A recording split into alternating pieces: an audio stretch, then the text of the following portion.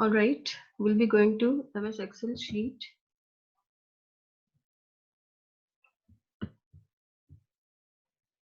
As you can see, I have entered name of the students over here and their marks in different subjects.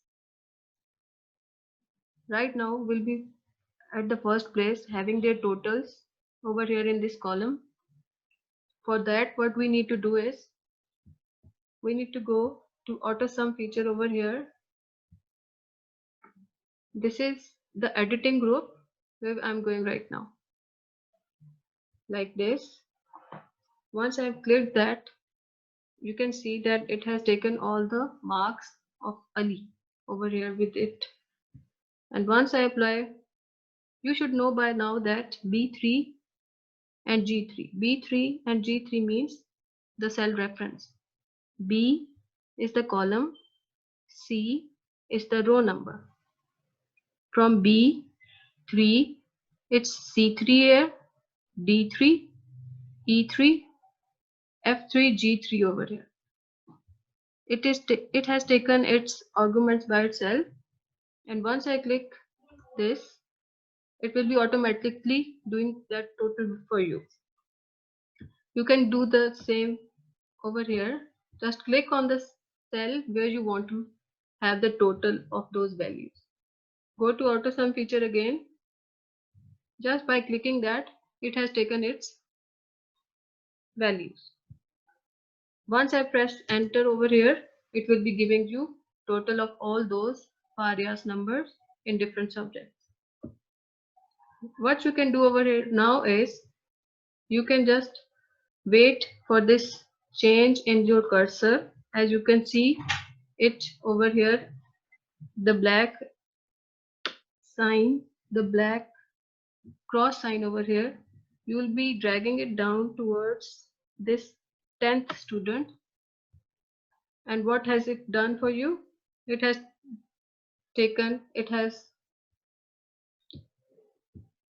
it is showing you the total of all those other students as well. So by putting them back at their position, I'll be just jumping towards the next concept, which is if function right now.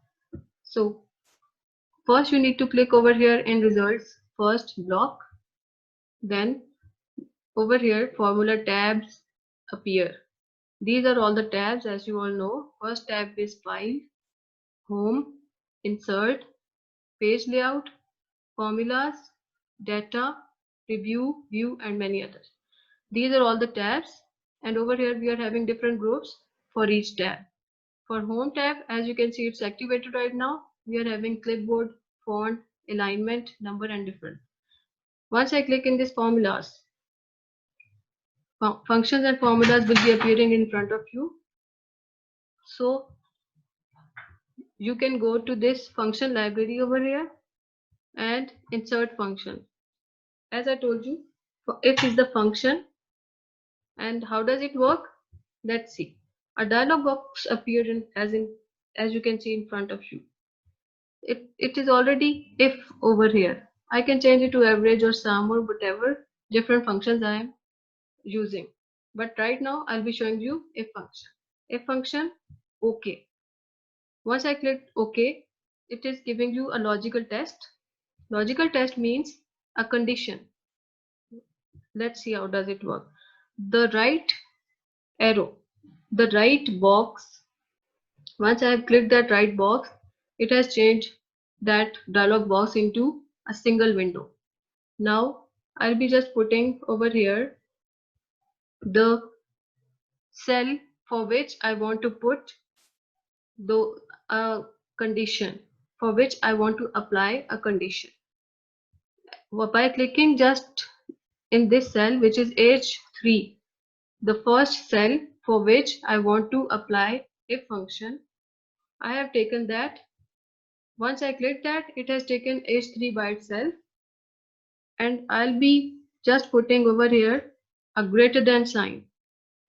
Greater than sign means if the condition is true, means if the numbers which are given over here in total column if they are bigger, they appear bigger than the number which I'll be giving over here, for which I have decided 250.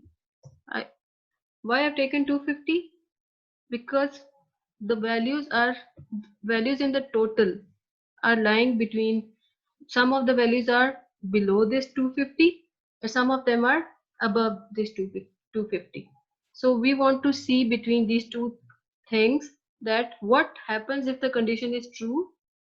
The true condition is H3 will be greater than 250. If H3 will be greater than 250, what do we need to do? Let's see. I'll be clicking on this small arrow and it has taken us back to the previous dialog box. I'll be putting over here, I'll be just writing pass. It means if the condition is true, means H3 is greater than 250. If the value 250, if this condition is true, then it will be pass. It will be showing pass. And what if the condition is on the other side? If the condition is not true, it will be writing fail in front of those students who won't be able to get marks in their totals more than 250. So let's see what is going to do right now.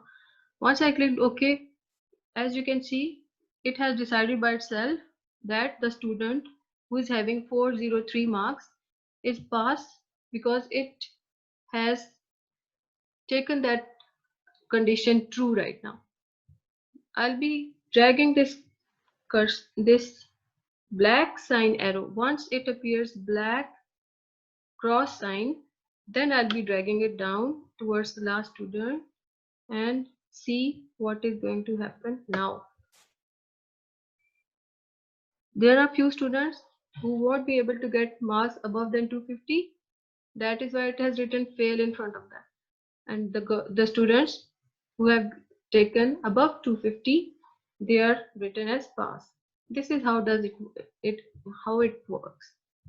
That's all from my side, and thank you so much for watching.